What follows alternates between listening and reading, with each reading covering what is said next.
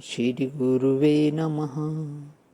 ध्यानमूलं गुरुर्मूर्ति, पूजामूलं गुरुर्पदं, मन्त्रमूलं गुरुर्वाक्यं, मोक्षमूलं गुरुकृपा।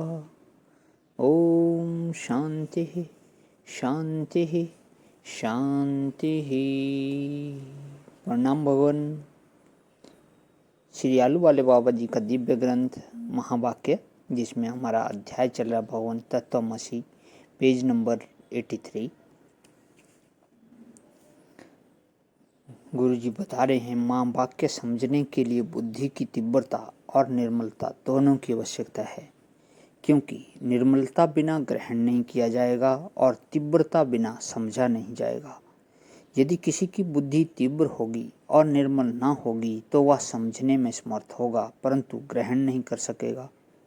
और जिसकी बुद्धि तीव्रता रहित निर्मल होगी तो वह भक्ति के जोर से ग्रहण करने में काट छांट किए बिना भी कुछ समझकर ग्रहण कर सकेगा। निर्मलता वाला ब्रह्मनिष्ठ होता है और तीव्रता वाला विद्वेष्ट होता है। विद्वता रहित ब्रह्मनिष्ठ स्वकल्याण में समर्थ होता है, परंतु उत्तम अधिकारी के सिवाय औरों के कल्याण कराने में समर्थ नहीं होता। ब्रह्मनिष्ठता रहित विद्वरिष्ठ वाचक है, वह अपना कल्याण नहीं कर सकता और दूसरों के कल्याण कराने में भी समर्थ नहीं होता। जब तत्वमसि महावाक्य का श्रवण युक्ति पूर्वक लक्ष्य पहुंचाते हुए किया जाता है, तब ही सार्थक होता है। यह महावाक्य विद्या है।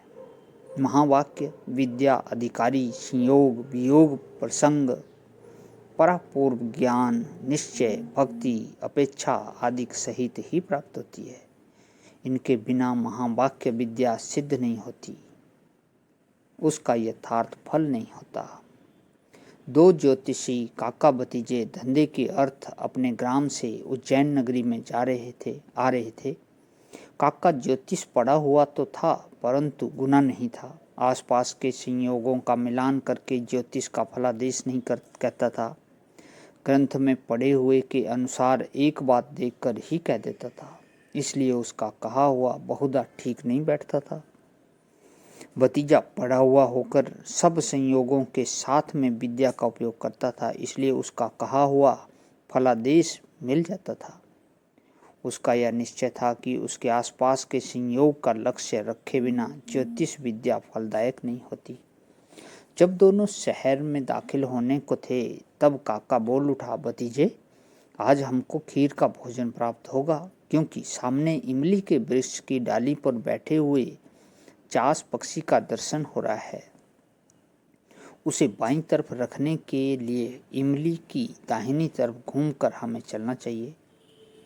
दोनों घूमकर चले। भतीजा बोला, काका जी तुम कहते हो सो सच है, हमको खीर का भोजन अवश्य मिलेगा, परंतु बहुत भटकने के बाद मिलेगा और खीर भी खट्टी होगी। काका क्रोधित होकर बोला, तू अपनी आदत नहीं छोड़ता, मेरे भविष्य में खोट ही निकाल देता है। देखा जाएगा क्या सब होता है। दोनों नदी के किनारे पहुंचे। बड़ी बड़ी पगड़ियां और उनमें टिफन लगा हुआ होने से देखने वालों को सहज ही में मालूम हो जाता था कि ये कोई ज्योतिषी हैं।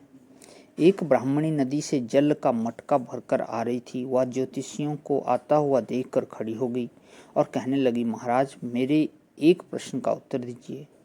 10 मास हुए मेरे पति बाहर गए हुए हैं, उनके आने का पत्र भी आ चुका है, परंतु उन्होंने अपने आने का जो दिन लिखा था उसे बीते हुए 8 दिन हो गए।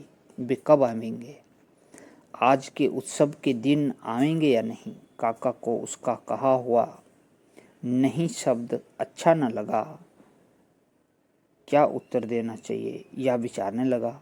इतने में ही ब्राह्मणी के सिर के ऊपर का मटका टूट गया। किनार उसके हाथ में रह गई और फूटे हुए मटके का जल बहकर नदी में मिल गया। ब्राह्मणी मटका फूटने से पीली पड़ गई, परंतु उत्तर के लिए खड़ी रही। काका को प्रश्न अच्छा न लगा। उसका उत्तर उसने शुभ न समझा और ग्राम में प्रथम ही अनिष्ट भविष्य कहना उसे ठीक न लगा। तो भी वह बोला, हाल में तेरे पति के आने में विघ्न पड़ गया है। ज्योतिषी का ऐसा वचन सुनकर ब्राह्मणी स्तब्ध हो गई और निराशा के उत्तर से उसके नेत्रों में जल भर आया। भतीजा ऐसा देखकर बोला, बहन तू दुखी क्यों होती है? मैं कहता हूँ कि तेरा पति आज ही परदेश से घर पर लौट आवेगा और बहुत धन भी लावेगा। कष्ट पाकर कुछ देर से आवेगा, परंतु रात्रि को तुम दोनों आनंद से अवश्य मिलोगे। ब्राह्मणी बोली, भाई तेरे मुख में मिश्री, जो आज मेरा पति देर से भी आवेगा तो मैं तुम दोनों को खीर पूरी खिलाऊंगी। तुम कहाँ टिके हो सो बताओ, मैं तुम्हें वहाँ से भोजनों के लिए बुला ले आऊंगी। भतीजे के सामने की एक धर्मशाला बता दी। भतीजे ने सामने की एक धर्मशाला बता दी। तो इससे आगे की कहानी को कर लेता हूँ पवन। आज ही विराम। ओम शांति ही शांति ही शांति ही। प्रणाम पवन।